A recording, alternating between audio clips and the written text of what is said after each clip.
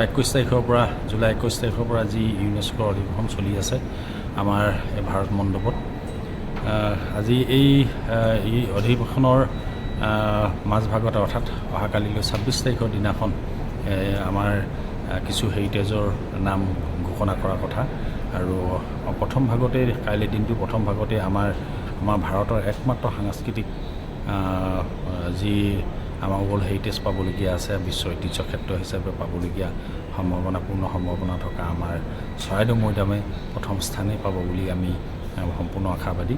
গতিকে আজি আমাৰ এই সাংস্কৃতিক বিভাগত কেইবাটাও ঠাই বিশ্বৰ কেইবাখনো দেশৰ কেইবাখনো ঠাই ঘোষণা হ'ব। গতিকে আমি সম্পূৰ্ণ আশাবাদী যে আমাৰ চৰাইদেউ মৈদামে আজি কাইলৈ আগবেলাৰ ভিতৰতে আমি বিশ্ব ঐতিহ্য ক্ষেত্ৰত আমি ভুমুকি মাৰিবলৈ সক্ষম হ'ম। আমাৰ অসমৰ গৌৰৱ, দেশৰ গৌৰৱ।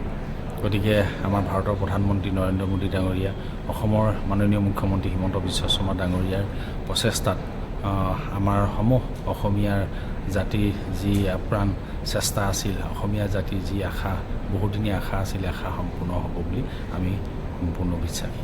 মই ক'ব বিচাৰোঁ যে আমাৰ অসমৰ প্ৰত্নতত্ত্ব বিভাগৰ বিষয়া কৰ্মচাৰীসকল যিখিনি তেওঁলোকে কষ্ট কৰিলে তাৰ আমি সফল সমাপ্তি হ'ব বুলি আমি সম্পূৰ্ণ আশাবাদী।